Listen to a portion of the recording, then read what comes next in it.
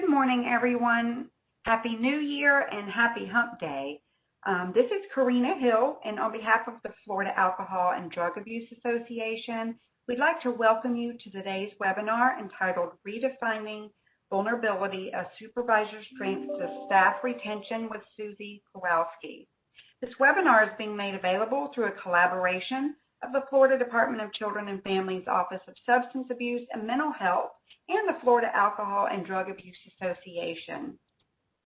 Please note that as an attendee, you are in listen-only mode and will only be able to view your name. If you have questions, please send them to the presenter and myself using the chat panel.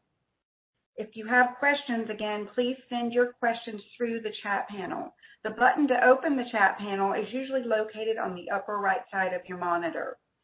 Please use this panel to send any questions you may have as you think of them, and the presenter will address them as time permits. Our audio is broadcast through the internet to your computer. If you experience poor computer audio, there are a few options to try on screen, and these options are posted in the chat panel. If you continue to experience poor audio through your computer, try rejoining the webinar and call in using the telephone I will call in option. You must be connected to the audio of this presentation and view it on screen as well to receive a certificate of attendance. The recording and materials used in today's presentation will be available on the FADA website within 30 business days. However, I have included links to both the presentation and some resources that Susie has provided, and those links are in the chat panel and also posted on our website. The archive video displays what looks like to be an error message, but it's only a delay buffer, so you can just ignore it, hit play, and enjoy. To access the recording and PowerPoint, go to www.FADA Resource Center Training Library. FADA produces many webinars and workshops through the support of the Florida Department of Children and Families. To help participants track credits earned through attendance, we host an online community that provides a personalized digital journal where participants can maintain statements of credit for webinars and workshops taken through the Florida Alcohol and Drug Abuse Association. At the end of today's webinar, the web browser will direct everyone to an evaluation form on the FADA website. You will first need to register or sign in to your account to complete the evaluation. Information you provide FADA as part of registering remains confidential. Statements of credit will be posted within 30 business days after the evaluation closes in individual professional development journals for persons completing the evaluation and attending the full webinar. Completing the evaluation is necessary to receive CE credits or to access your statement of credit. Please note that the evaluation will close at midnight on Monday, January the 11th. 1 to 2 continuing education credits are available for participating in today's webinar for persons licensed through the Board of Nursing, the Board of Clinical Social Work, Marriage and Family Therapy, and Mental Health Counseling, and for persons credentialed through the Florida Certification Board. If you are a licensed healthcare practitioner, please be sure to include your Florida license number for reporting to CE Broker when you register with our site for the first time. Please note that WebEx does monitor your arrival and departure and provides a report upon completion of the event. We are not permitted to provide contact hours or a certificate of attendance if you do not attend the entire webinar. We are not permitted to provide partial credit. And now I'd like to introduce our presenter, Susie Kowalsky. She has been serving stigmatized communities for more than a decade through direct clinical practice, as well as by delivering training and consultation to students, service providers, and administrators. Susie has worked in the community mental health organizations in Chicago to develop and implement new programs, combining her clinical expertise with administrative and organizational skills to launch trauma-informed programs based on principles of harm reduction. Susie applies her experiences as an outreach worker, substance use counselor, trauma therapist, clinical supervisor, and program manager to develop trainings for a broad range of workers with different roles, experience, and expertise. As a therapist, clinical supervisor, trainer, and consultant, Susie emphasizes a relational approach in which healthy connection facilitates the development of insight, practice of new skills, and curiosity for continued growth. And now, Susie, if you're ready, I'll turn the presentation over to you. Hi, good morning, everyone. Happy New Year, and thank you so much for spending your morning here with me. I want to thank Karina for the warm introduction, as well as all of her assistants and Eric to making sure this webinar runs smoothly today. There's a lot of behind-the-scenes work going on that folks may not be aware of, but I definitely appreciate. And I want to send a big thank you to FADA and the Florida Department of Children and Families for sponsoring today's webinar. So, as you heard, my name is Susie Kowalsky, and I run a training and consultation business in Chicago with my husband, James Kowalsky, who you've seen on some of the FADA webinars as well. He's actually doing one at the end of this month on overdose prevention and harm reduction. And our company is called Practice for Progress, and here's our contact information. And please feel free to reach out after today's webinar if you have any questions or want more information about some of the material we discussed today, or if you're looking for particular resources. I'm always happy to be a support and resource for folks. Before we dive in, I just want to say I'm really excited about this topic. I have worked in a lot of different roles in a lot of different places, and one of the things that really stands out to me is how much stress and dissatisfaction people experience at work because of things that aren't actually related to their jobs. And every single person tuning in today has a difficult job. We work in stressful circumstances. We work with people who are going through a change process, and it's not an easy role. But I'm guessing that for many of you, it's not the actual work itself that is most stressful when it comes to your job.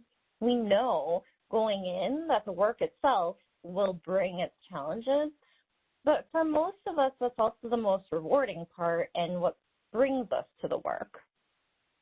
What we don't usually anticipate, yes. I'm sorry to interrupt. We've had a couple people ask if you could turn your volume up, please. Sure. Let me try something real quick. Okay, so you're hearing me through my phone. I'm speaking directly into it, but I can try and talk louder. Let me know if you are still having difficulty hearing me. But what I was saying is that most of the time, what we don't anticipate is just how much stress and frustration we'll experience at work because of things like feeling micromanaged by our boss or having someone else take credit for our work, having other people's responsibilities thrown onto our plates, or feeling caught in the middle of office politics. And unfortunately, these types of dynamics are really common in most workplaces. And also, unfortunately, most workplaces aren't particularly well equipped for responding to them. So these are definitely important topics for us to dive into. And the good news is that there's actually a lot we can do about it that really helps transform people's experiences at work. And as supervisors, we have a lot of influence to build healthy and satisfying teams. So I'm excited to share this material with you this morning. Just a quick disclaimer that the materials I'm presenting today don't necessarily reflect the views, opinions, or policies of the Florida Department of Children and Families, and they are my own. So here's a roadmap for today. We're going to start off by talking actually about staff turnover and its impact and a supervisor's role in it. Then we'll turn to discussing the scope of supervision and its responsibilities, and then talk about how we build healthy supervisory relationships and wrap up by kind of putting all these pieces together and talking about how do we use our supervisory relationships to reduce risk factors for turnover and enhance staff retention. Supervision is a really big part of our work environment, but it's something that we don't often talk about directly. So I'm really glad that we have some dedicated time and space to think about this together today. So I want to start off this morning with a little poll to get a sense of where your teams are at right now. So you should see a poll pop up on your screen, and if you can go ahead and answer. The question is your team currently short-staffed?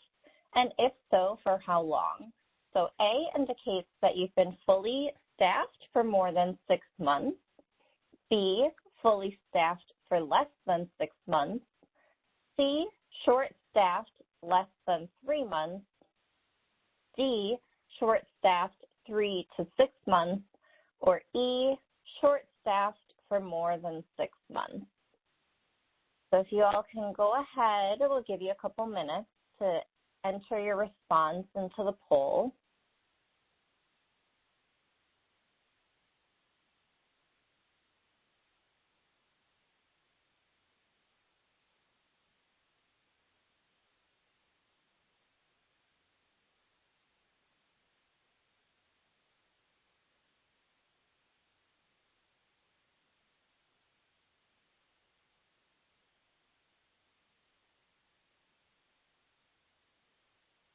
All right, and then Karina, if we could go ahead and maybe close the poll in another 30 seconds or so.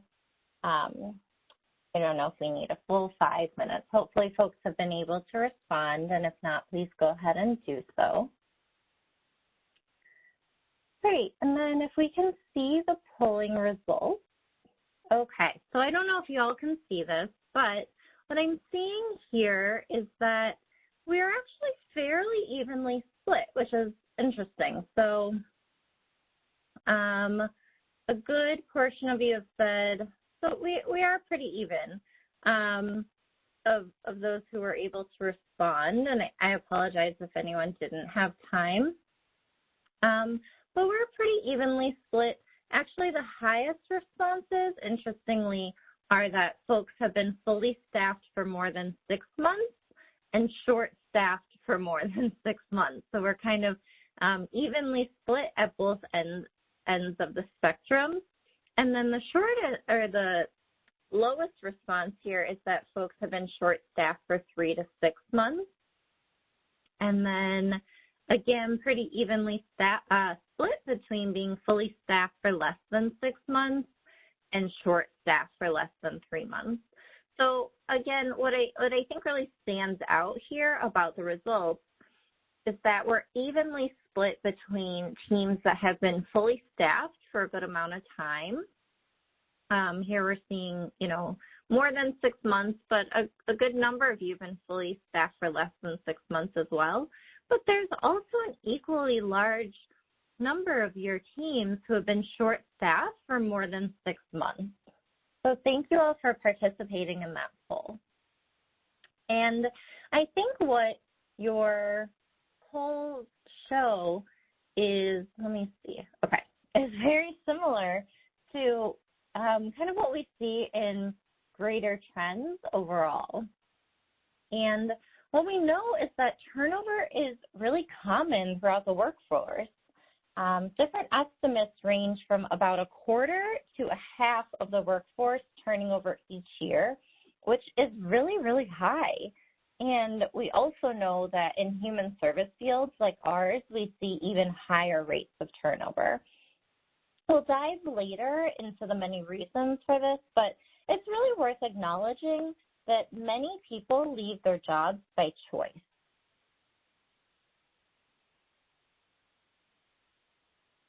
All right, just 1 second. Okay.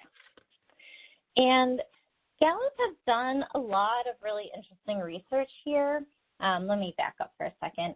And their surveys found that over half, 51%, of employees are searching for a new job or looking for openings.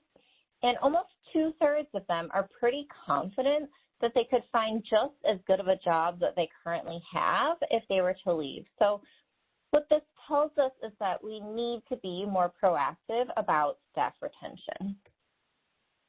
And the reason for that is that staff retention is really costly. Gallup estimates that in the U.S., we spend about $1 trillion a year on voluntary turnover. And those costs come from places like recruitment, hiring, training, and lost productivity. When someone leaves their job, and for those of you that are short-staffed, I would encourage you to kind of think about how this shows up in your teams. But we know that it costs about 1/2 up to 2 times of someone's annual salary to replace them.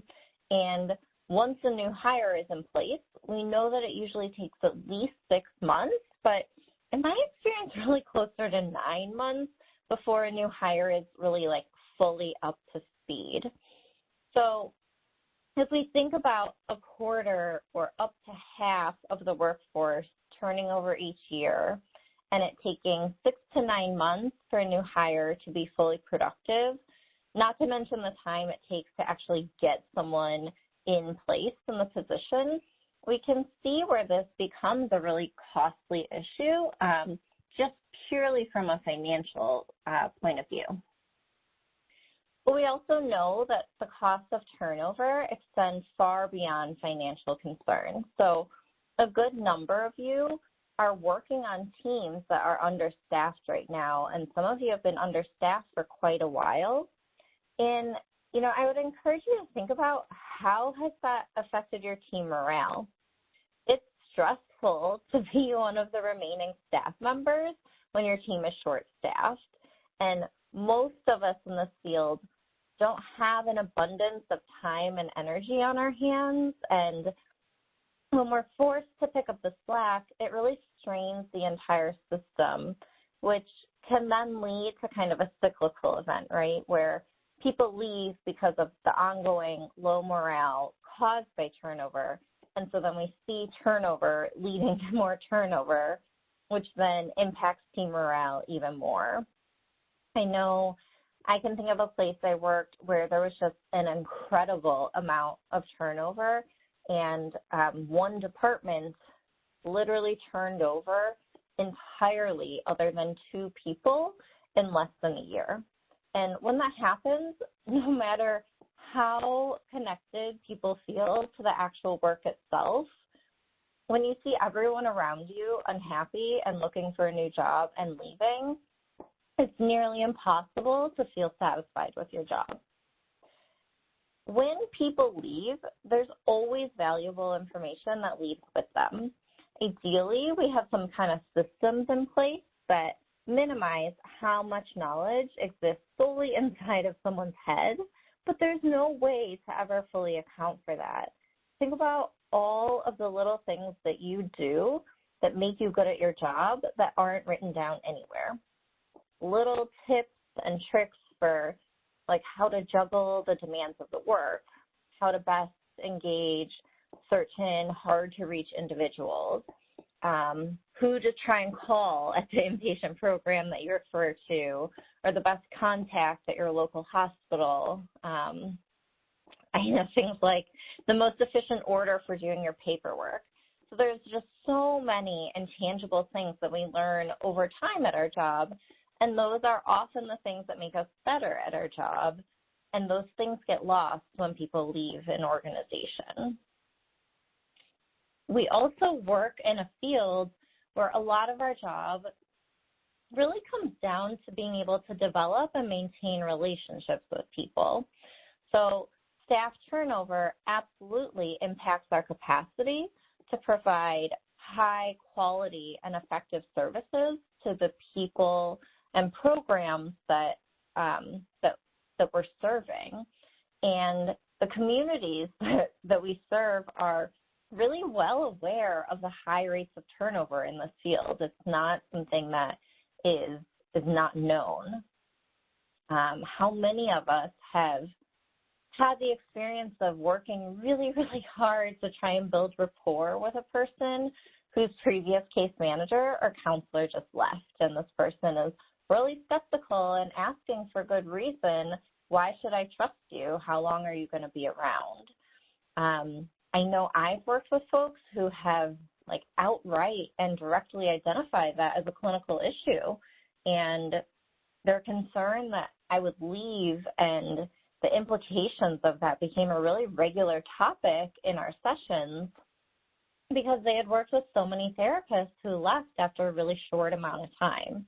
So unfortunately, the high levels of turnover in our field are really well known among the communities we serve, and directly or indirectly addressing it becomes a necessary part of our engagement process.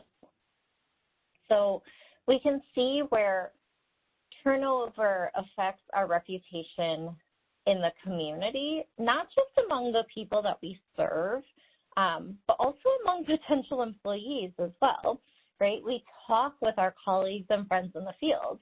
I know which of my friends are satisfied at work and who's really struggling. Before I change jobs, I almost always reach out to someone I know at that organization that I'm looking to get into and try and get their 2 cents on what it's like to work there. And it's really hard to recruit talented workers when it's known in the community that no one seems to stay at your organization very long, or that people are really unhappy there. And then last but not least, while it may be rare, increased turnover can also increase the risk of litigation, which is certainly not something that any organization is looking to bring on. So we know that turnover is common and costly in several different ways, but why do people choose to leave? And in particular here, we want to focus on voluntary turnover. We aren't talking about folks who just like aren't a good match with the job and who are coached out of their position, or people who reach the point in their career where they decide they want to go to graduate school. And we're not talking about folks who are significantly underperforming at their job and may choose to leave before being terminated. But we instead are really talking about good workers who are doing well in their job and who ideally we want to have stay, but for various reasons they choose to leave.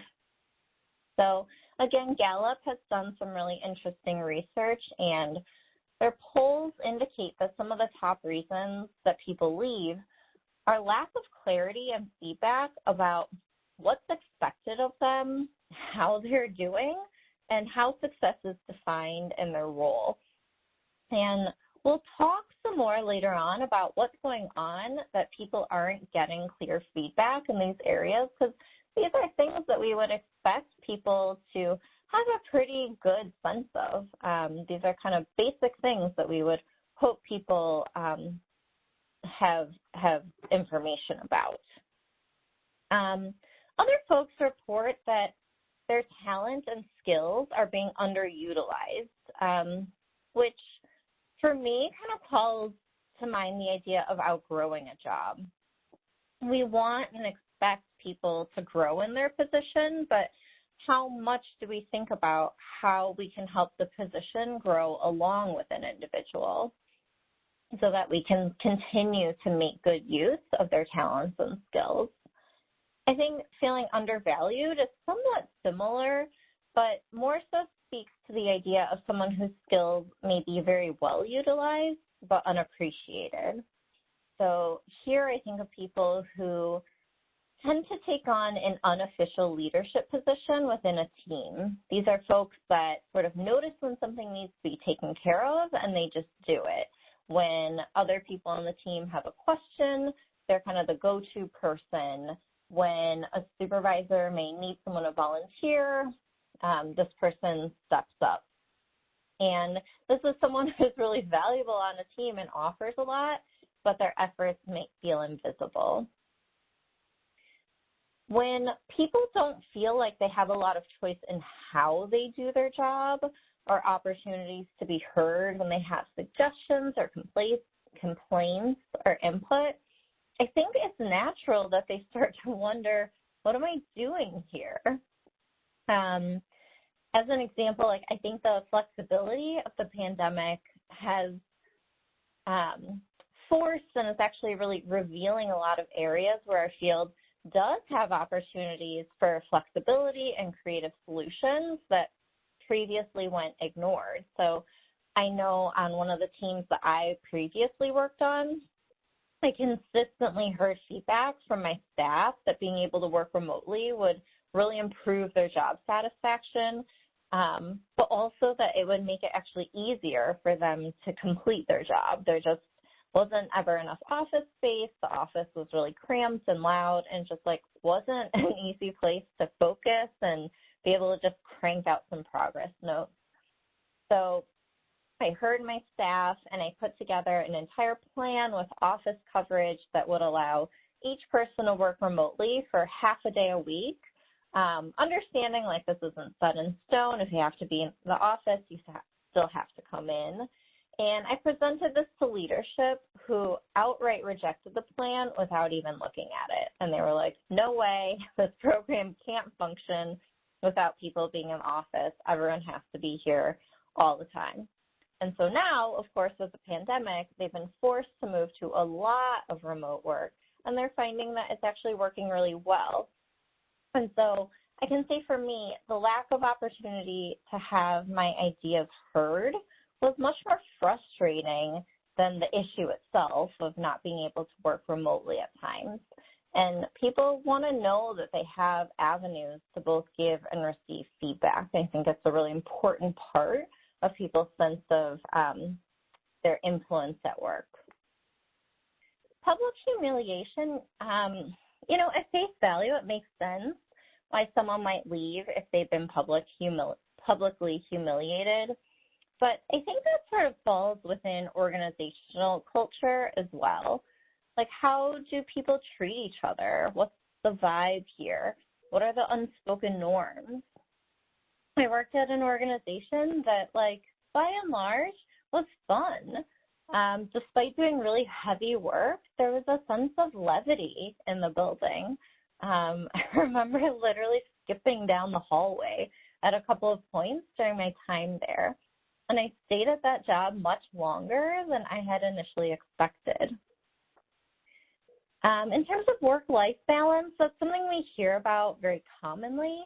And given what we've just discussed about the various costs of turnover, I think it would be really wise for organizations to think about what kind of investment can they make into promoting a culture that really allows for and emphasizes a healthy work-life balance. That's something that we know almost everyone wants and that most people really struggle with.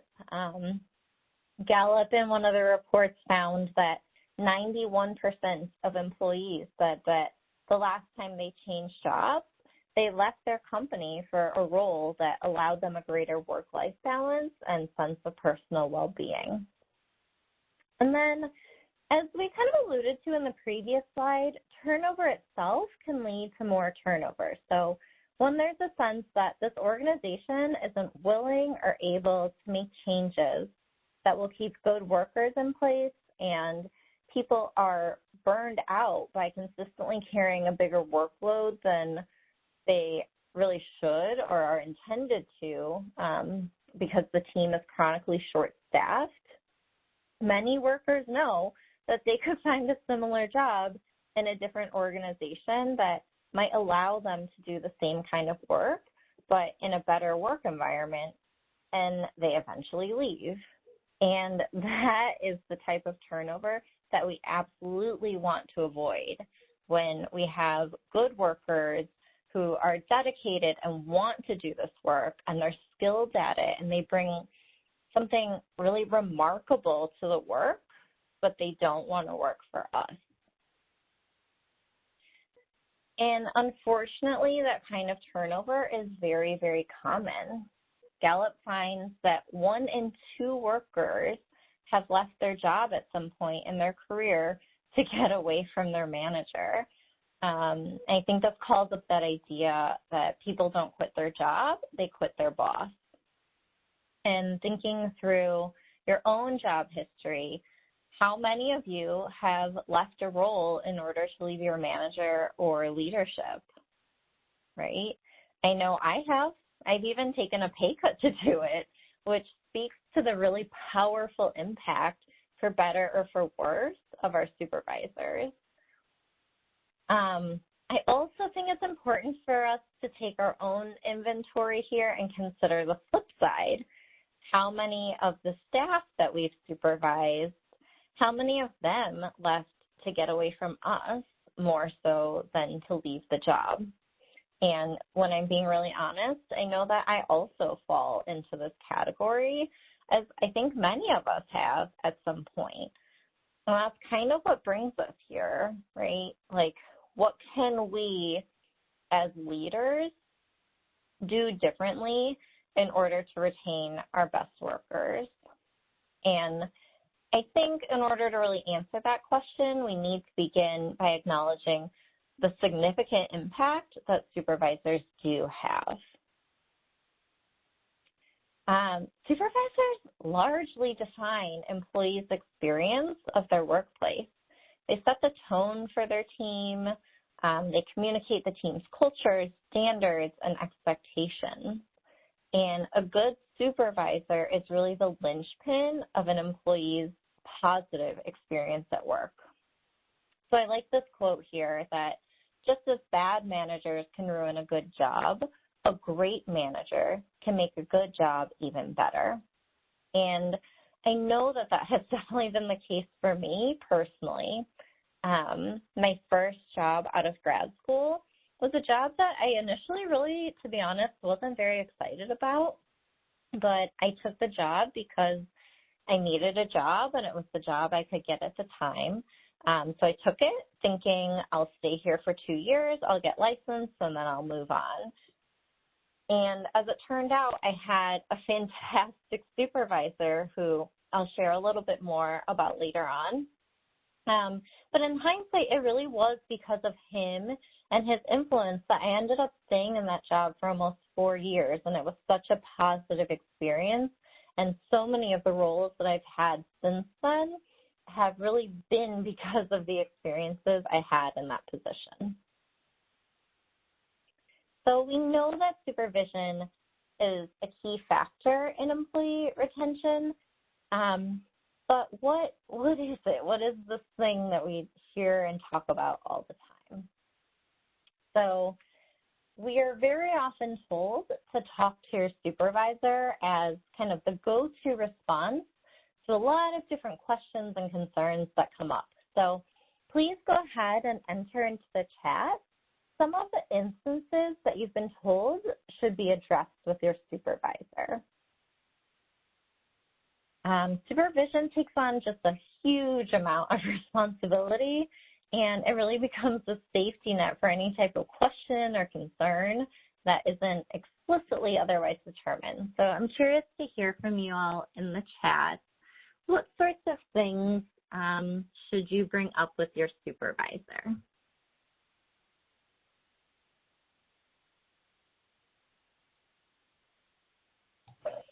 We have a couple of responses.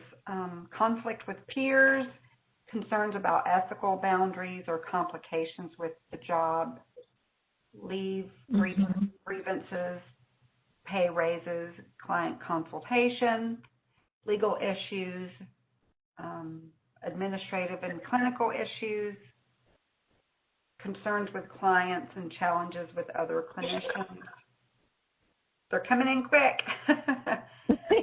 I know.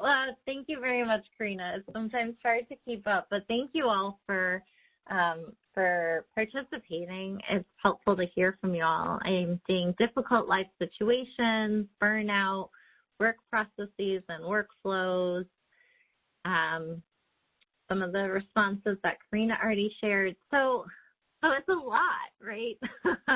There's not just the same handful of things that we're seeing over and over again. It really kind of runs the gamut of what we're supposed to talk to our supervisor about. And so supervision becomes the forum for almost anything that's subjective, right? As Timothy Decker is saying here, anything that affects your work, which is pretty much everything.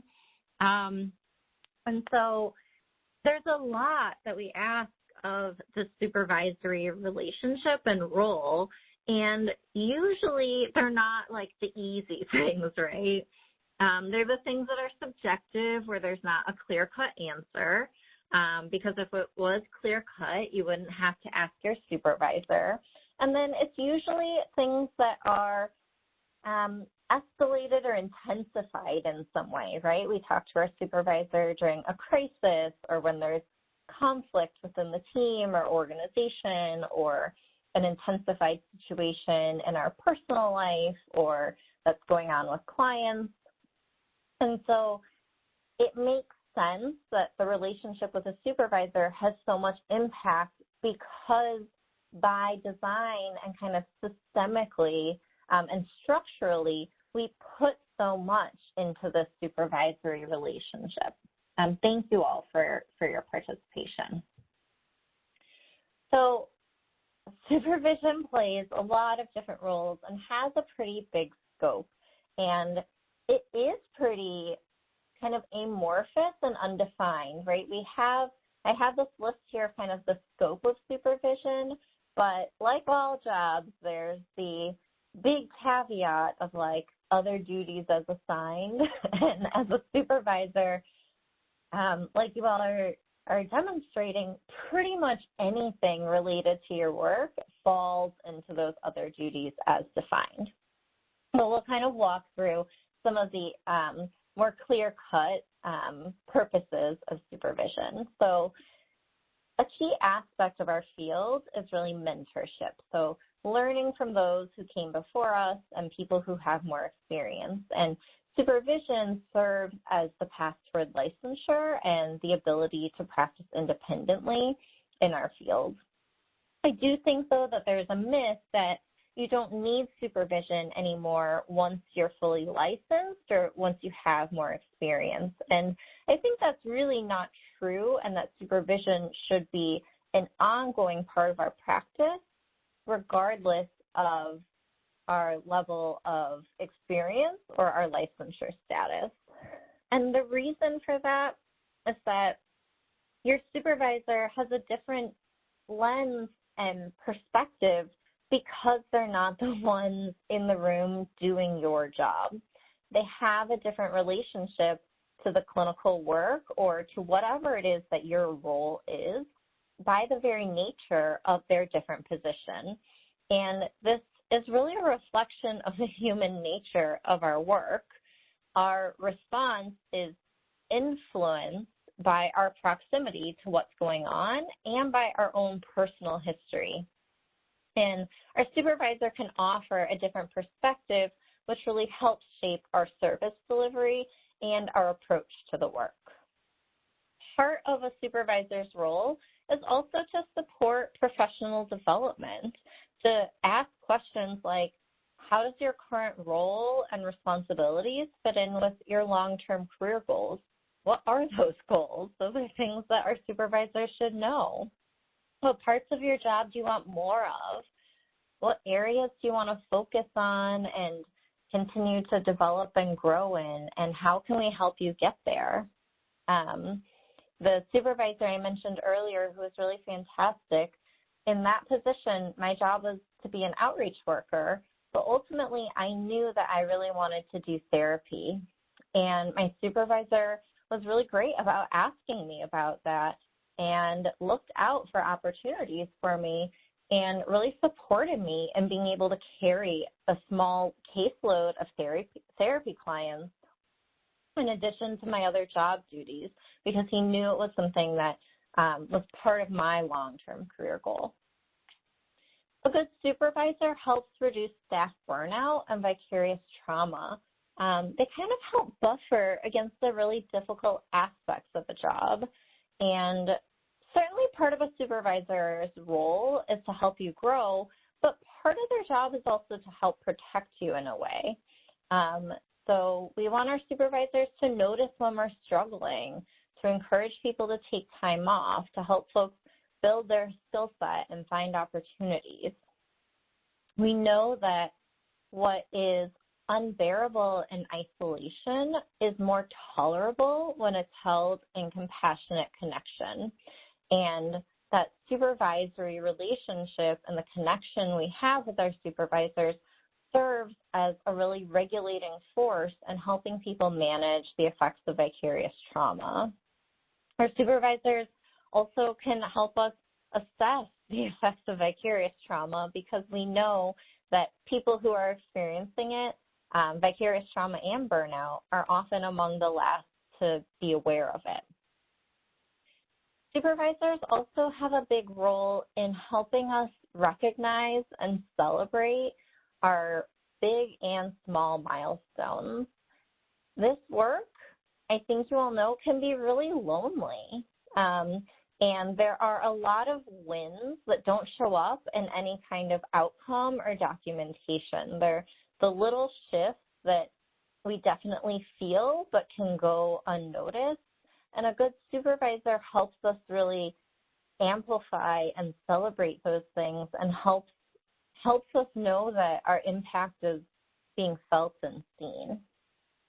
So good supervisors help us really effectively cope with vicarious trauma and increase our resilience.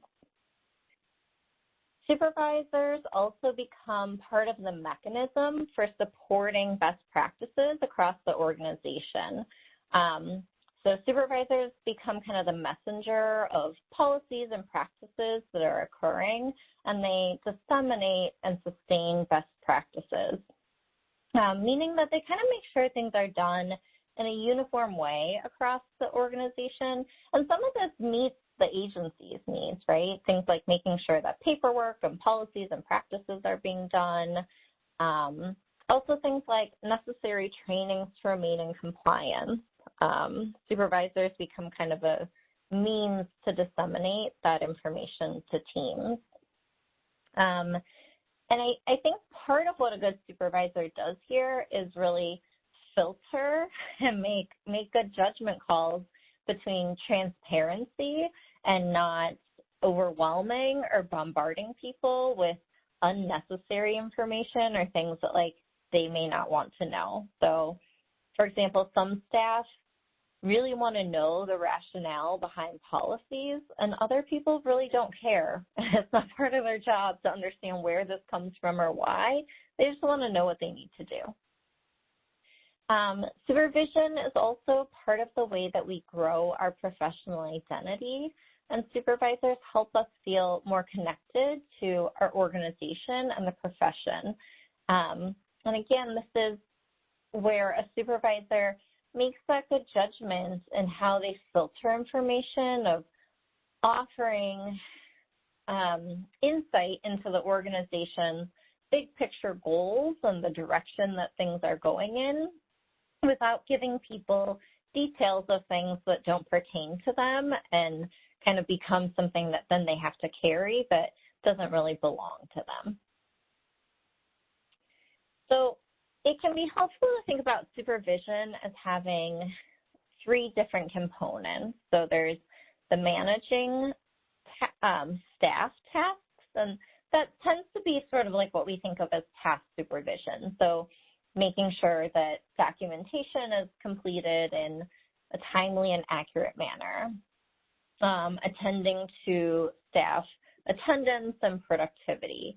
So this could be things like reviewing staff documentation, and not just during training and onboarding, but on a regular basis. So maybe quarterly, being able to review staff documentation and make sure that things are still in accordance.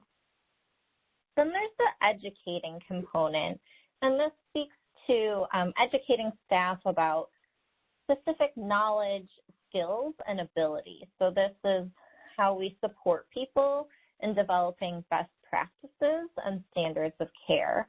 And this can come through either formal or informal trainings. So something like direct observation might fall under education, or reviewing audio or video recordings of sessions as a best practice. And this can be a little bit uncomfortable for staff sometimes. And so we also really want to normalize it and provide people with feedback right away, so they're not left thinking, for the whole rest of the day, like, what did they think of it?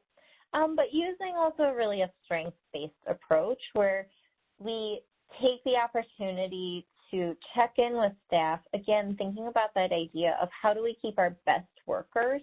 We don't want this to feel punitive and like we're trying to spy on staff and catch them doing something wrong so we can correct or criticize them.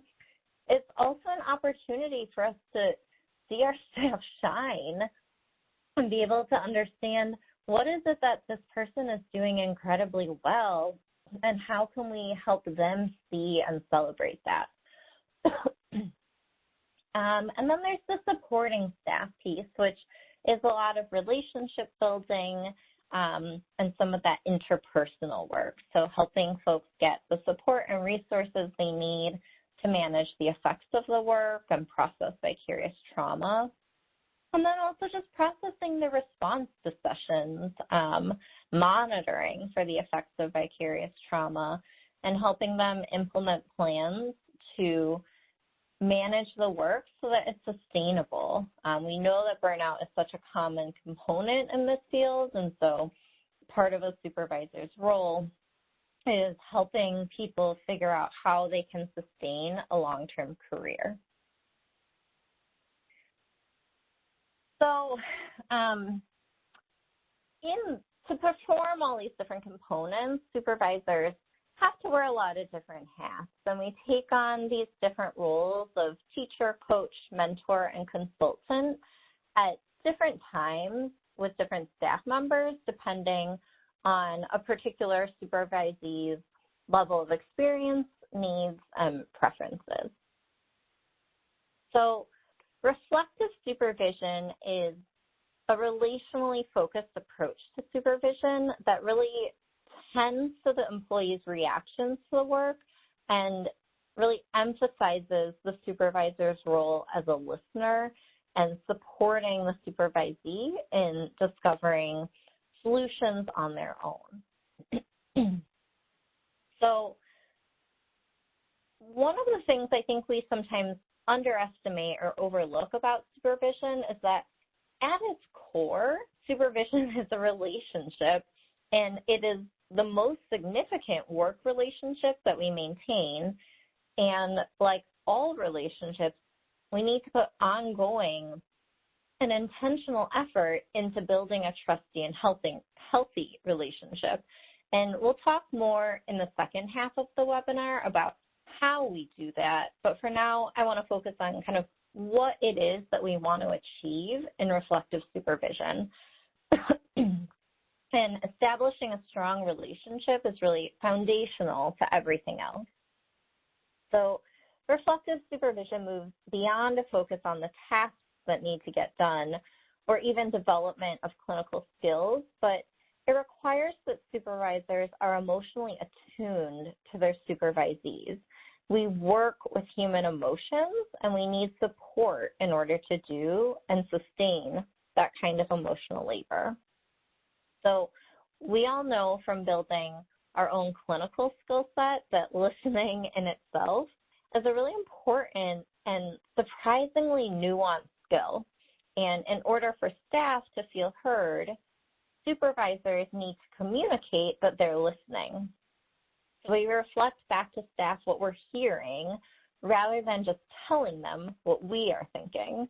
And just like with direct service, our more complex reflections are what allows for that teaching and guiding and nurturing. And those things don't happen when we just tell people what to do or tell them what we would do in their situation. And, we've talked a good amount about the emotional nature of our work, but our job isn't just to emotionally respond. It's also to notice our emotions and then integrate reason and logic into our responses. A big piece of supervision is creating a holding space for staff to really be able to process and reflect on the work in really honest and vulnerable ways. So what are my beliefs about how change occurs? Why are there some sessions that I look forward to and others that I really dread? What do I do with the fact that I'm feeling a lot of judgment about my clients' decisions? Or how do I create some layers of separation between this situation that my client is facing and something really similar that's happened in my own life? And how do my own responses, which we all have, show up in the therapeutic process? And kind of asking, like, how might my own experiences be impacting my responses to clients and situations? And what would it look like to both be present, but also step back and reflect on how my reactions impact what's happening in the room? And these are really complicated and vulnerable and layered questions to consider, but ultimately they're things that support staff in becoming more sophisticated and effective clinicians. And supervision is a really important component of this process because it's a space where staff can slow down and really reflect on their work rather than being in the busyness of go, go, go, do, do, do. Which we all get trapped in at times. And reflective supervision really asks staff to just be and to let us as supervisors be alongside you. And let's look around and notice what's going on and try and make sense of it and integrate it and then use it strategically in our practice. And this type of supervisory relationship doesn't just happen. It's something we need to build and nurture. And so the building blocks of reflective supervision are reflection, collaboration, and regularity. So supervision should be a regularly scheduled meeting that is prioritized and held. It's not something we can do on the fly when we have 10 minutes here or there, or an appointment that we push or skip when other things come up. And so if we think about supervision as being the most important relationship we have at work, we need to commit to it and prioritize it.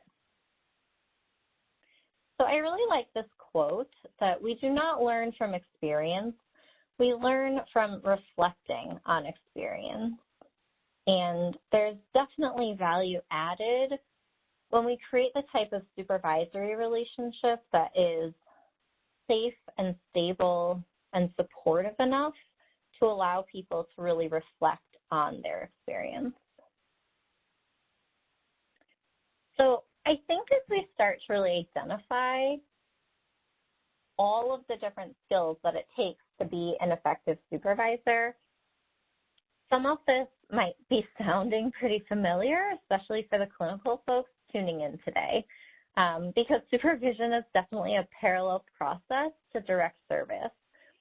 So your supervisees become your clients, so to speak, meaning that as supervisors, we use a lot of the same skills that we would apply with clients. So we focus on engagement and relationship building. We use active and reflective listening. We use motivational interviewing, open-ended questions. We do a lot of exploration. And I think a lot of time, supervisors feel a pressure to have all the answers and know what to do, which leads us to doing more talking than listening and more telling than asking. And we want to focus on really helping staff members develop their own solutions rather than just providing them. And as tempting as it may be to jump in with our ideas or expertise, we know that that's not how people tend to learn best. Instead, we want to really help people hear their own thoughts and feelings and serve as kind of like a gentle mirror and ask guiding and exploratory questions like, what have you already tried? or what ideas are you considering? So we use a lot of the same skills, and I know that for me, for some reason, it's a little bit more challenging to slow myself down and do that with supervisees than with clients. With people I serve, I'm much more able to kind of rein myself in and understand that just giving answers and telling people what to do isn't going to be helpful.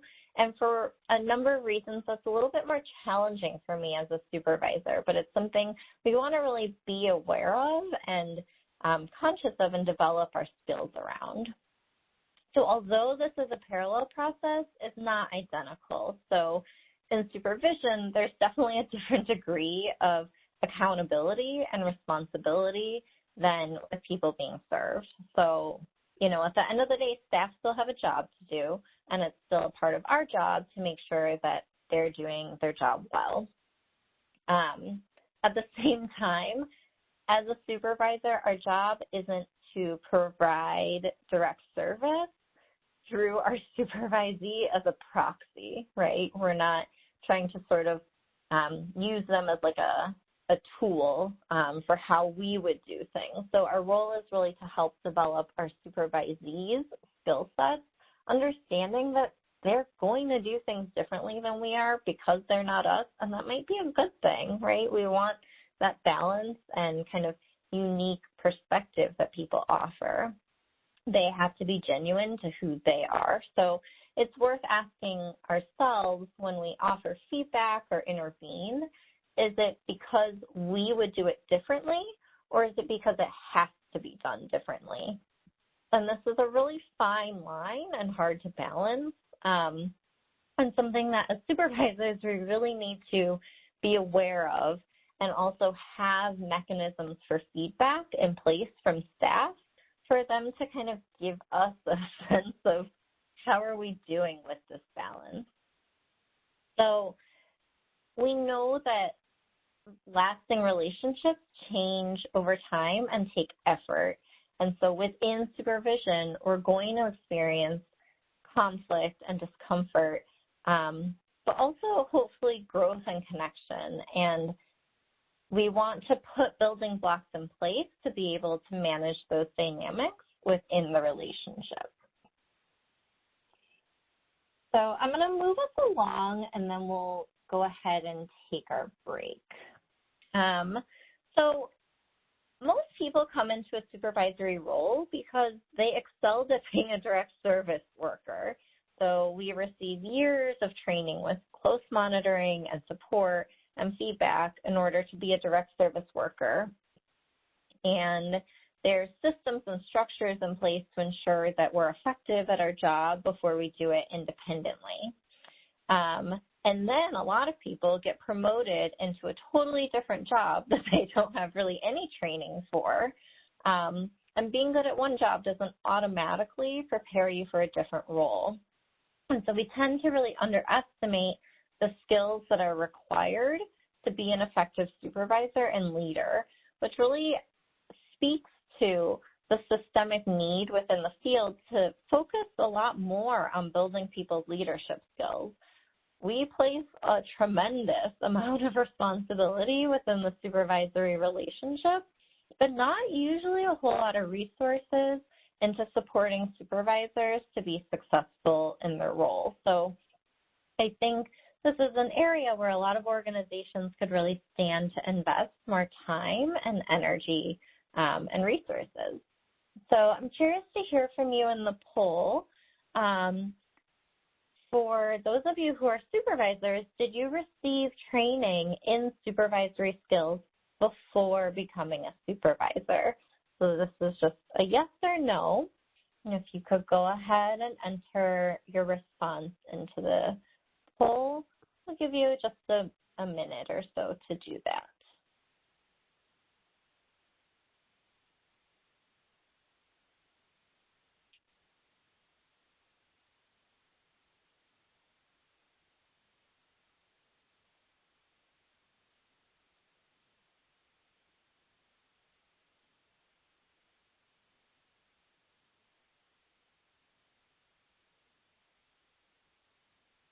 All right. hopefully you've had a chance to enter your response about whether or not you received any training in supervisory skills before becoming a supervisor. And thank you for your responses. So many of you did not. So of those who responded, a third of you did receive training, which is fantastic, but 2/3 of you did not receive any training in supervisory skills before you became a supervisor, which if we think about everything we've already discussed about the importance of supervision and its really broad scope, but also the huge impact that supervisors have in terms of staff retention and turnover, and then the impact on many layers of staff turnover. It's a really astonishing thing that we don't support supervisors in building this really unique and important skill set before they enter the job.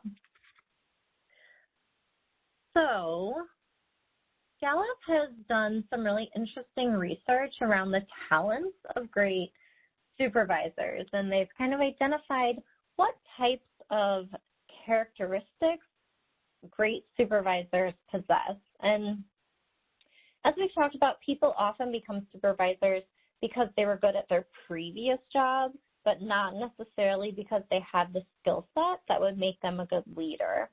And I know I've had some great supervisors who were not great clinicians, and they didn't necessarily have advanced degrees or the most sophisticated clinical skills, but they were great leaders. They were people whose team you really just wanted to be on and who I genuinely enjoyed working for.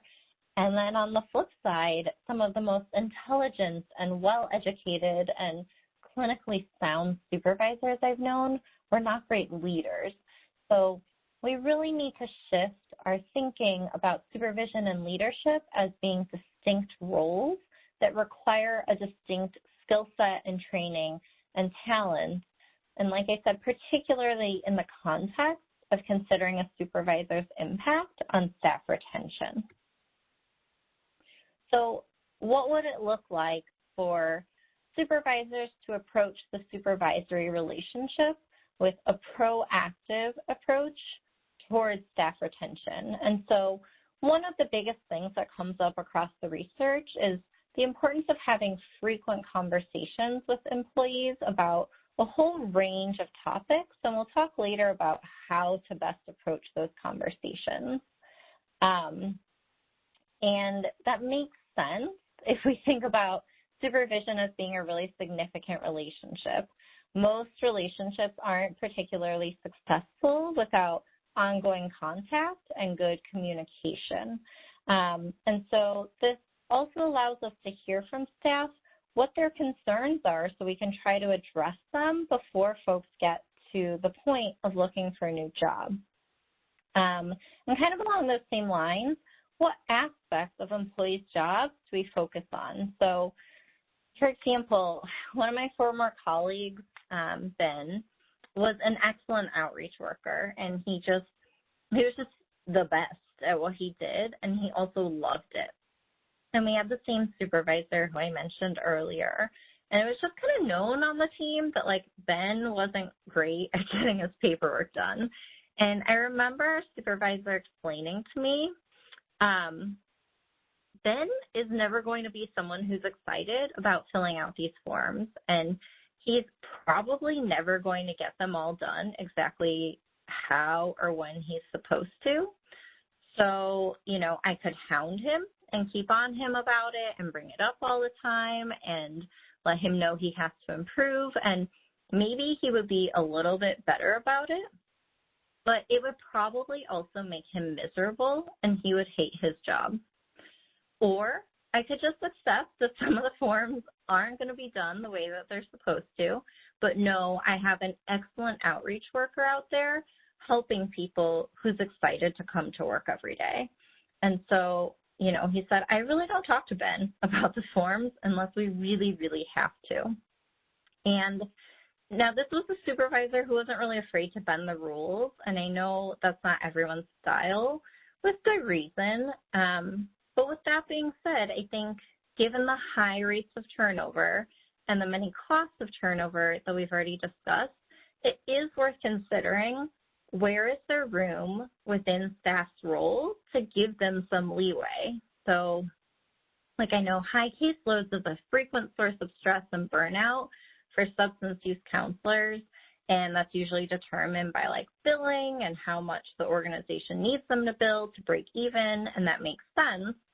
But what would happen if we gave people more sustainable caseloads, and how would that affect the organization's bottom line? Like, would there be less turnover? What would the quality of service delivery look like? How would team morale be? So I think sometimes some of the really frequent and common complaints we hear from staff members go unaddressed, and organizations keep having really high turnover, feeling like they don't have options for making those kinds of structural changes.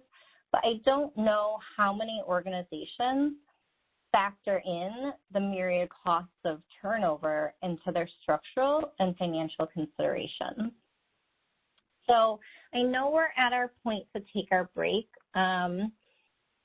So I will,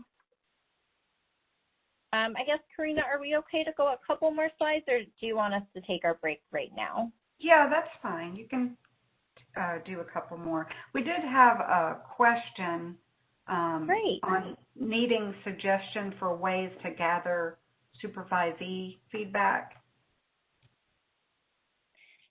Absolutely. That's a great question because it's something we really want and value, but it's something that's hard to get. I'm going to put that on hold if that's okay, because we're going to talk when we come back from the break about how we can have some of these difficult but important conversations. All right. So one of the conversations that I don't think happens very often, and maybe this speaks to the question a little bit, is we don't ask people what keeps you here. What do you like about your job? What's most important to you? When you think about the people that you supervise, like how well do you know these things for those folks? So part of our responsibility as leaders is to have regular check-ins with staff about how things are going with the job, between us, with the workers' bigger picture career goals. So I actually mark it on my calendar to check in with all of the staff that I've supervised on a quarterly basis. And because of the power differential, the onus is definitely on us as supervisors to bring these topics up. We can't rely on people to broach them with us. The other thing that I think we want to consider is how we can create positive exit experiences. So Gallup finds this happens when a supervisor or leader talked with a person in the 3 months before they left about their job satisfaction, the future of their career, and what it takes to be effective. The person talked with someone about leaving the organization before they resigned, and the person felt like there was nothing that their manager really could have done to prevent them from leaving. It just was time for them to make a change. And when that happens, the effect of turnover is really different. We see a much more positive impact for the remaining staff. There's smoother and better transitions and handoffs with clients. And you also create an ambassador for your program, someone who's probably still in the field, but at another organization, who speaks highly of you and your team and sends referrals your way and would tell someone looking for a job that this is a good place to work. I think it's a myth that those sorts of transitions aren't possible, and they definitely are.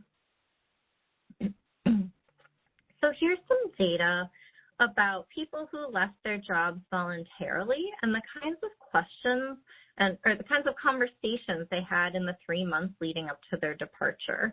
So looking at this, I think, it's important, again, I think this just underscores the importance of having conversations with people on a very regular basis about their work. In 3 months, nobody asked folks, how they felt about their job or the future with the organization. And so it makes sense that people decided that they don't have a future here. So turnover is definitely preventable, which we see here, but we need to keep folks engaged in conversation. So wrapping up, we ask a lot of the supervisory relationship, but being able to fulfill a lot of those different functions requires that we have a really healthy and trusting relationship in place. And so even if a supervisor asks someone about some of these different things we've been discussing, we're not going to talk to them about it if that kind of trust isn't in place. And these aren't easy conversations to have. And the truth is that most of us haven't received a lot of guidance or support in developing some of these really difficult but important conversation skills. So this is kind of where we'll pick up when we come back. So if there are any questions, we can address them now, but otherwise we can go ahead and take our 5-minute break. Thank you, Susie. So if everyone can be back at 11:16, that'll give you about 5 minutes. Thank you.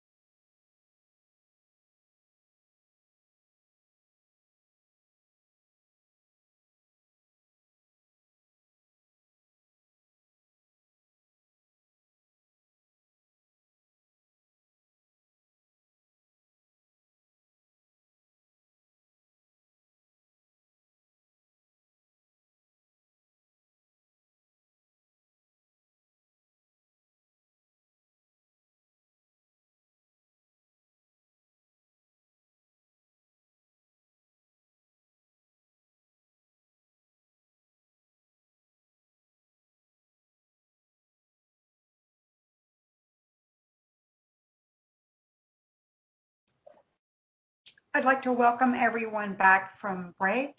And Susie, if you're ready, we can go ahead and get started again. Great, thank you. Can you all hear me? Sounds good to me. Great. So one of the reasons that I think, so I'll back up. Being in a leadership position and having these kinds of difficult conversations requires that we be vulnerable. And when I hear vulnerability, I automatically think of Brené Brown. And so we'll spend some time here exploring some of her work on vulnerability, courage, and leadership. So she says here, courage is contagious. To scale daring leadership and build courage in teams and organizations, we have to cultivate a culture in which brave work, tough conversations, and whole hearts are the expectation, and armor is not necessary or rewarded. And kind of speaking to the earlier question about how do we facilitate those types of conversations where we get that important feedback, one of the things that she says is that vulnerability is at the heart of the feedback process.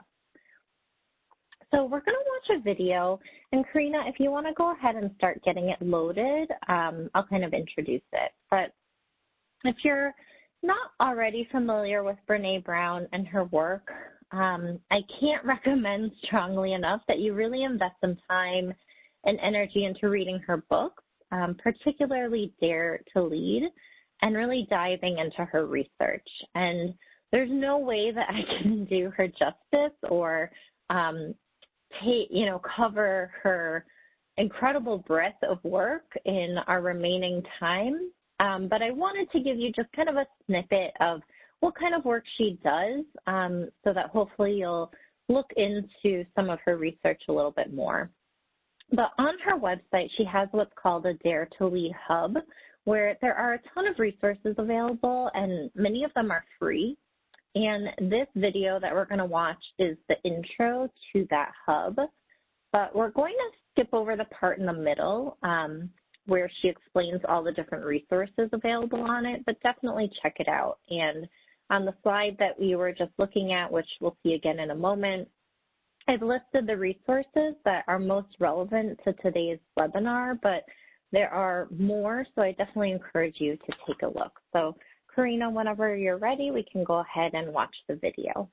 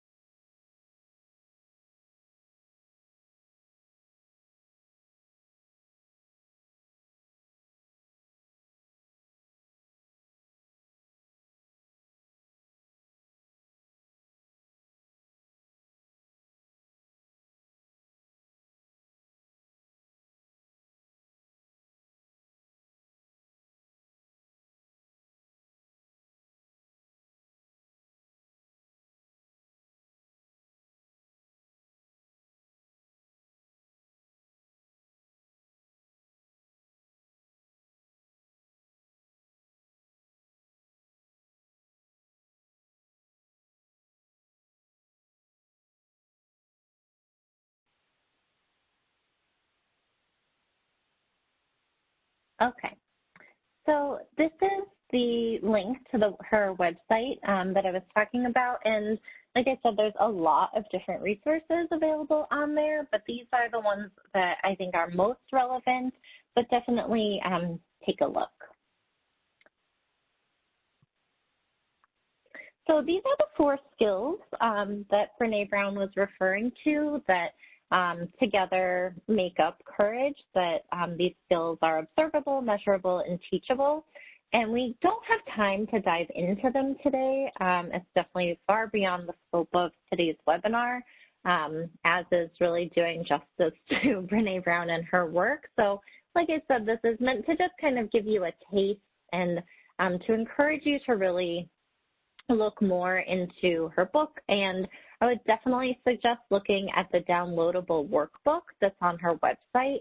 It gives really specific exercises to complete with your teams. It tells you exactly how to do them, and those exercises are meant to help build these 4 skill sets. So backing up all the way to the beginning and looking at the title of today's webinar, I think, we could glance at it and think, what does vulnerability have to do with staff retention? Those things seem like an odd combination. And at the surface, they do, but I think the more we really understand vulnerability and the more we see how it shows up in our workplaces and how closely connected it is to so many of the dynamics that lead to staff turnover, we understand how these things are connected. And it's really difficult for us to practice vulnerability, to lean into experiences of uncertainty, risk, and emotional exposure. Most of us wouldn't choose that if we could, right? But without practicing vulnerability, we end up leading from a place of fear and disconnection. And vulnerability is really about having the courage to show up and fully engage and be seen, even when we can't control the outcome.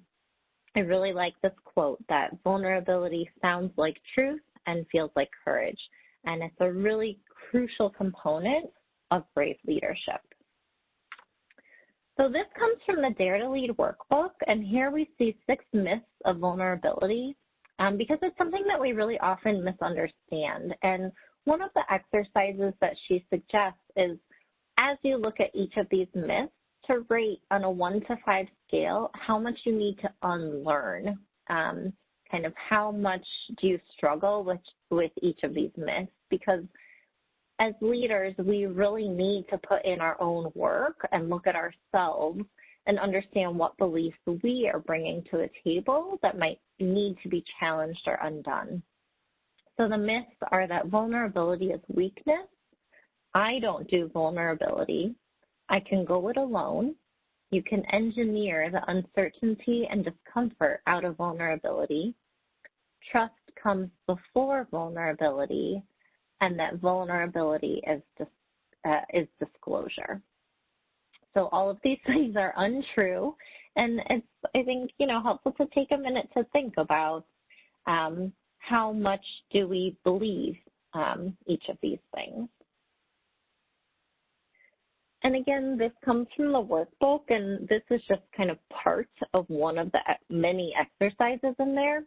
But I pulled this out to share with you because I think these are some important questions for us to consider and gives you kind of a taste of what's in that workbook, which, again, is totally free to download. But to ask ourselves, in my organization, the messages and expectations about vulnerability are what? When was the last time you saw someone at work bravely facing uncertainty, risk, and emotional exposure? And when was the last time you did that? When you reflect on how you want to show up and be seen as a leader, what do vulnerability and courage look like for you? And what is one way you'll experiment with being more vulnerable at work?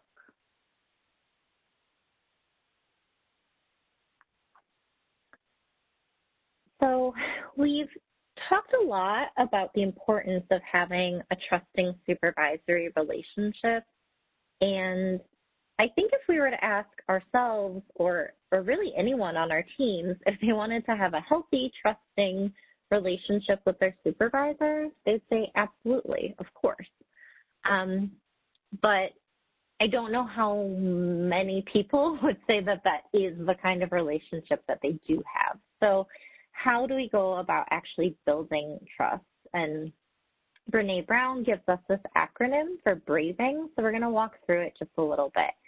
And it starts with boundaries, which can be hard for us to set sometimes, but having a clear sense of what is and isn't okay, and knowing that it's okay to ask if we're not actually sure what is and isn't okay, that builds a sense of safety and trust.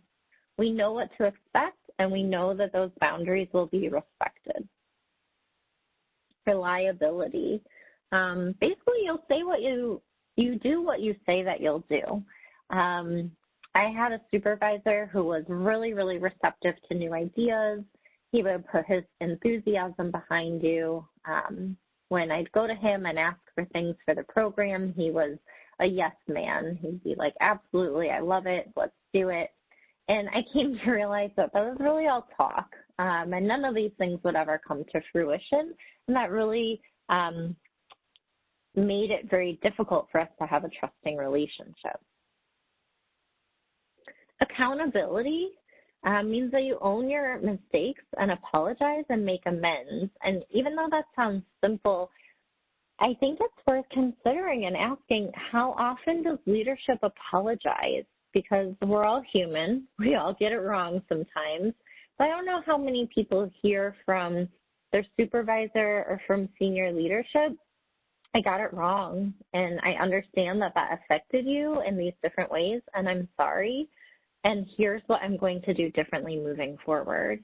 I think there's often a concern that it makes us look bad or weak to admit our mistakes, but my experience is that teams very much appreciate that ownership and recognition. The vault is that we maintain confidentiality in clear-cut as well as nuanced ways. So I know that even without naming names or details, I've had coworkers disclose information to me that I really shouldn't have heard about from them. And I think sometimes this can be seen as a way to connect, but ultimately it really breaks down trust within the relationship as well as within the greater team. I think this also, sometimes I know I've had this happen with a supervisor, it comes in the form of speaking poorly about other people to me and telling me about their mistakes and shortcomings. It just really makes people question how you're being talked about by others. Integrity, as Brené Brown says often, you choose courage over comfort, that you practice your values rather than simply professing them. I think in terms of like leadership, this speaks to the idea of like leadership having different rules for themselves than others, or like sending mixed messages. So, you know, is leadership the only ones who are allowed to work from home or take meetings in their car or have flexible hours? You know, I worked on a team where our leader talked a lot about self-care and the importance of self-care, but was well aware that everyone on the team worked 50 hours a week at a breakneck pace and never had time to take more than 5 minutes for lunch. But our leader worked a tight 40 hours with lunch breaks daily. So we want to think about what kinds of messages are we sending with our actions as well as our words. Non-judgment. One of the things that Brené Brown talks about is that we tend to judge people in areas where we feel most susceptible to shame, and that we judge people who are doing worse than we are in those areas. And so when we find ourselves feeling judgmental, around a specific issue, that's really a clue or a signal to us that that's something that we may be struggling with, and that we really don't tend to judge other people in areas where we feel a strong sense of self-worth and feel very grounded and confident. So our sense of judgment can be an important signal for areas that we may need to put in some work on ourselves. And then generosity, that we're able to be generous with our assumptions and interpretations of others. So, I think a good example that I want to share of kind of putting these things together and what vulnerability looks like. I had a supervisor who I just was really having a hard time within our relationship. I felt really frustrated and resentful and shut down, and was at the point where I really was sort of wondering, do I just need to change jobs because I don't know if I can continue working with the supervisor. And so I talked to her about it, and it felt very vulnerable and very uncomfortable. And I made a list of 3 things that I wanted to ask her for, and really focused more on what I wanted rather than what the problem was. And it was a really vulnerable conversation on both ends. Both of us, I think, felt very uncomfortable. We both became a little tearful, and it was a really hard conversation to have. But she was really receptive and really heard me, and put some structures into place to make the changes that I was asking for, both initially and over the long term. And she set up times for us to check back in about how things were going. And this just greatly improved our relationship. And I will say she still wasn't the ideal supervisor before me, but before we had that conversation, there was a sense of mutual respect and trust that was really missing. And after, I felt like we got through something tough together, and we could actually talk about things. And that made all the difference in the world and really strengthened our relationship. And when things would come up, we were able to actually talk about it, or she would try something new and ask me, how's this working? And it really opened up our conversation. So I just wanted to share that as an example of some of the kinds of difficult conversations that we can have that can make a really big difference in our supervisory relationships, but they're not easy or comfortable conversations. So I wanted to speak a little bit about the different ways that shame shows up at work. If you're familiar with Brené Brown, shame is one of the things that she speaks about and does a lot of research on. And one of the reasons I really appreciate this list is that looking at this list, right, we all know that these things can sometimes be a part of the workplace, but I hadn't personally really framed these behaviors or dynamics in terms of shame, and I thought that was a helpful way to think about this. So just kind of highlighting a couple of these, in terms of favoritism or self-worth being tied to productivity.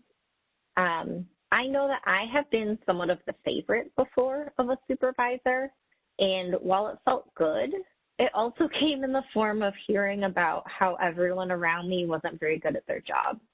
And the implication for me was a sense of pressure and shame, and that if I stop performing at this level, I'll be perceived and talked about in this way.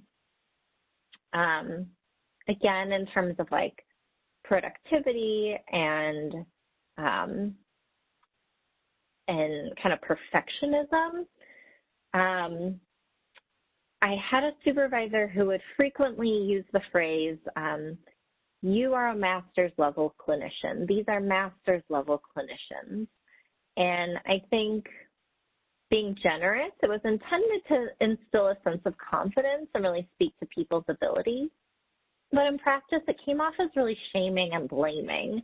And the received message was, if you can't figure this out, there's something wrong with you.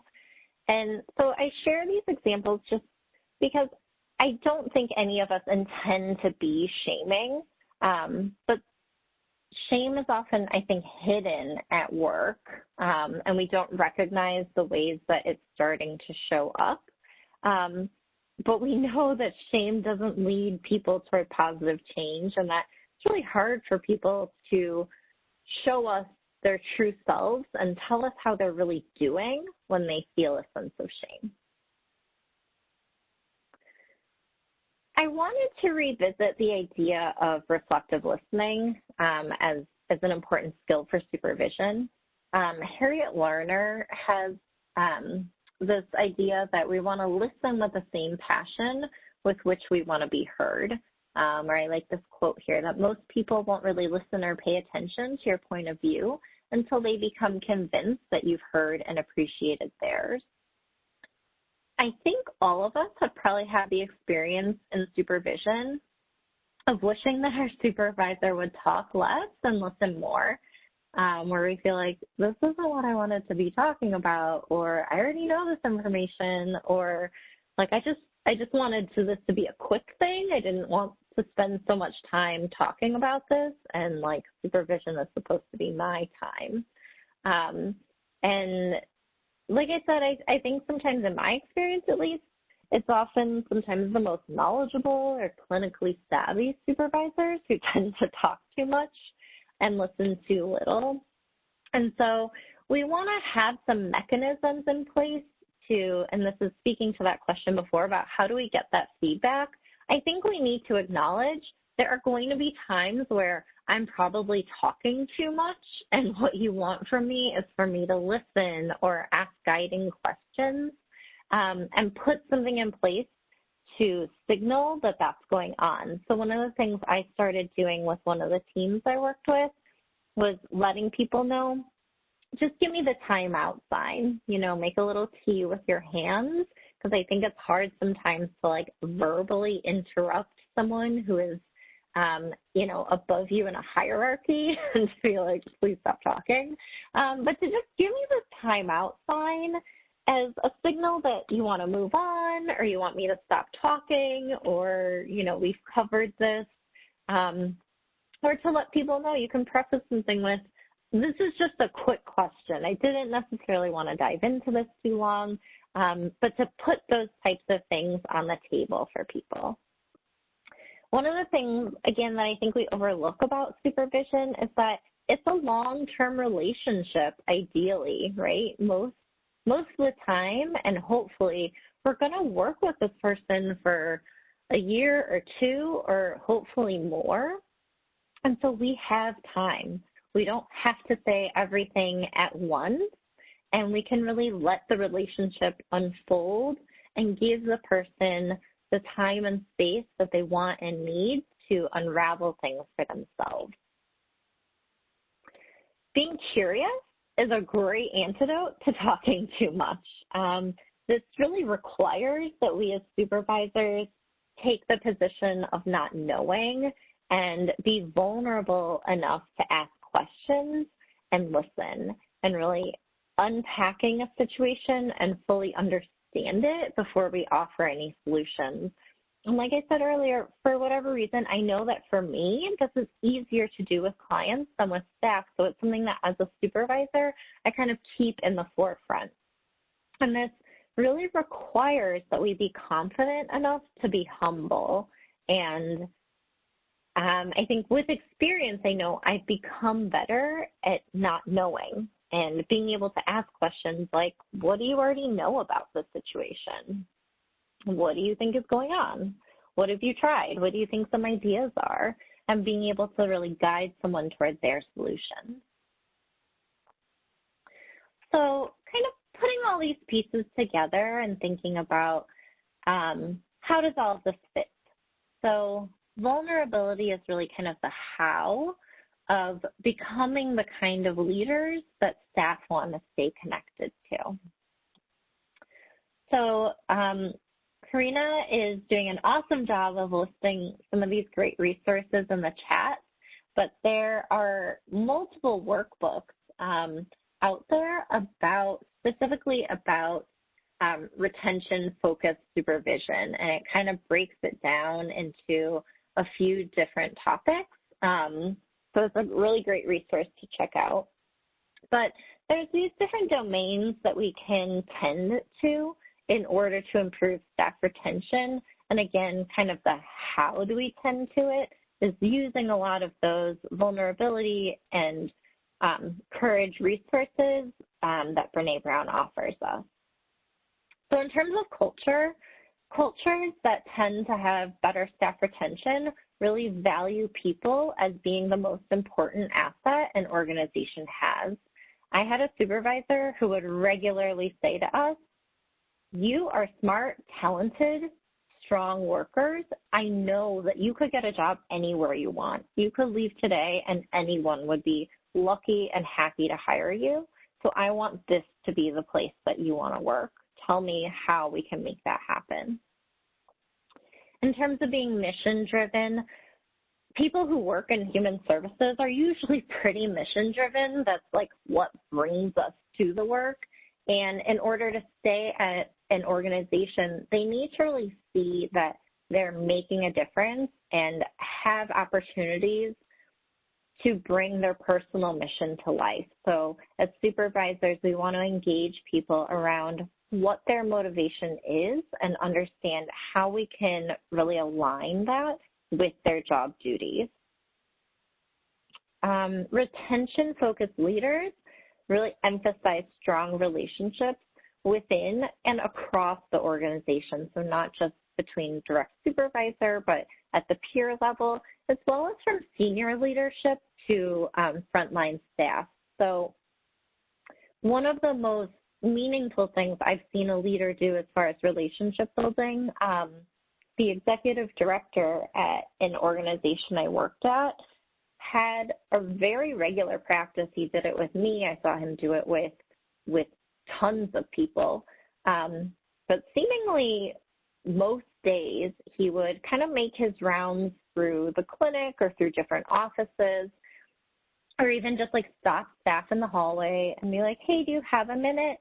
and ask them about their day. And I remember him saying, "You know, I never get to see our participants anymore, and I really miss it. And you get to do this really awesome work.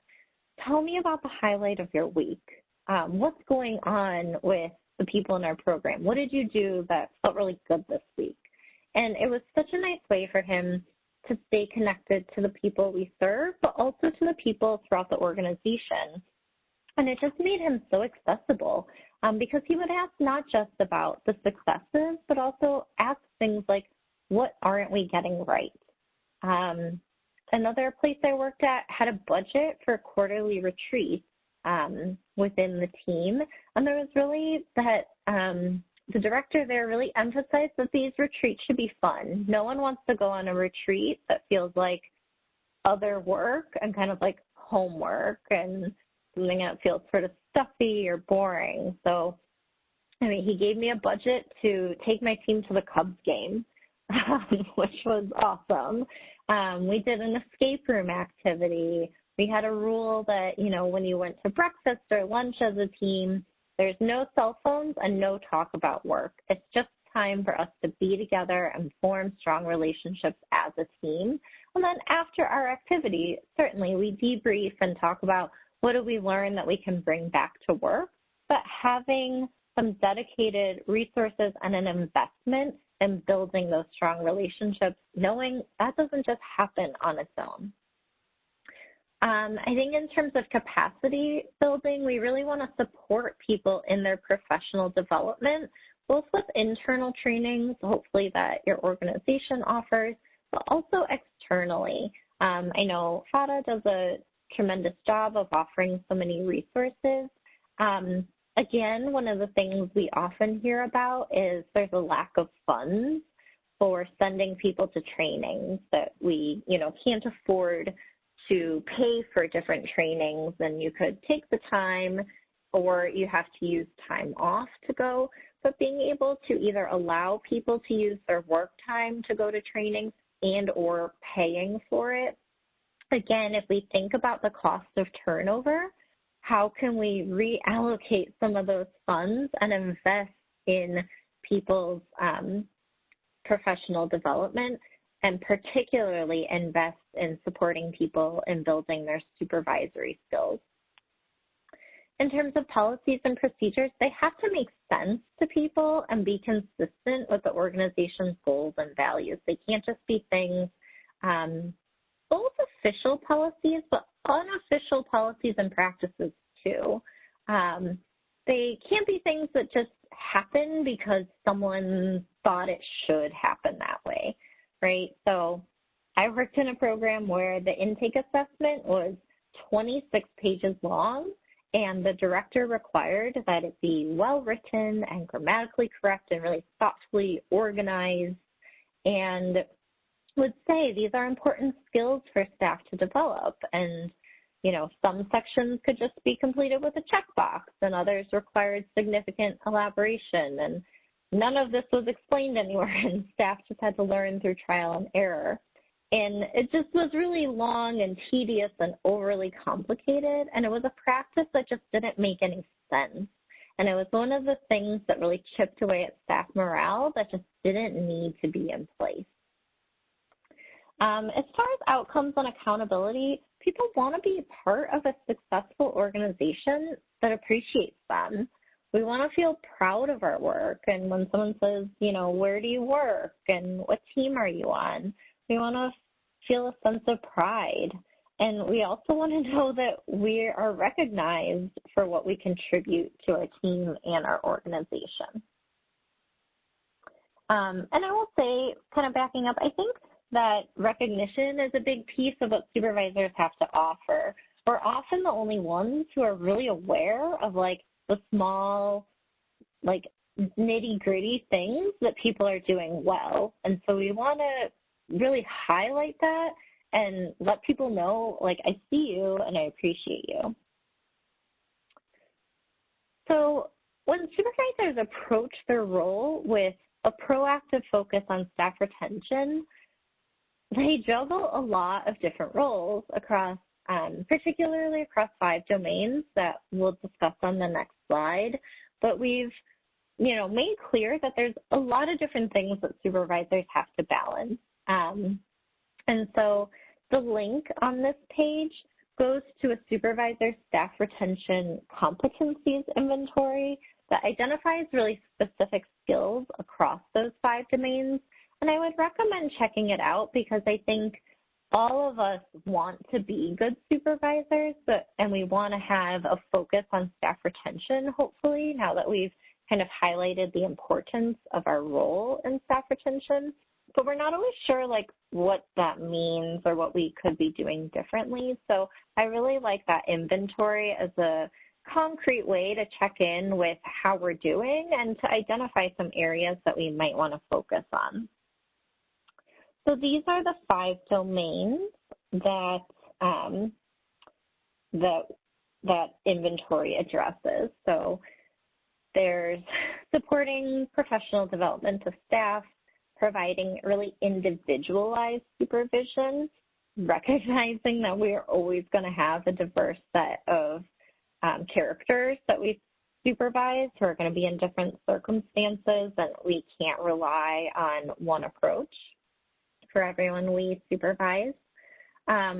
Building some of those really effective communication and interpersonal skills, which again, I would recommend utilizing a lot of the Brene Brown materials there, as well as building a positive agency culture. And then facilitating and teaching staff to achieve effective and timely outcomes. And like I said, if there's one thing that's probably becoming abundantly clear after this webinar, if it wasn't already clear to you before, it's that being an effective and strong supervisor is a really hard job.